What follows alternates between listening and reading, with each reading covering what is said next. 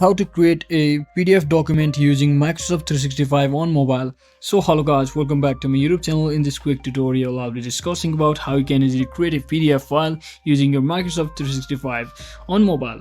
So first thing first, just open up your Microsoft 365 application where you can easily create your PDF files, Word files, Excel files, etc. So now to create, you can just tap on this create button at the bottom right corner and just click on this document section, and from over here basically choose any of the document that you would like to create. So in this example I'll show you PDF, so I'll simply tap on PDF and it will ask you for how you want to create a PDF by importing a photo or importing a document or capturing a photo. So I'll simply tap on importing a photo since I want this photo to be a document. So I'll simply tap on any one of these options over here, and once I'm satisfied simply tap on review and edit and simply tap on finish.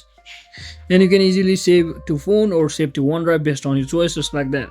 So that's it for today guys. Thanks for watching. Don't forget to like and subscribe to the channel. See you on the next one.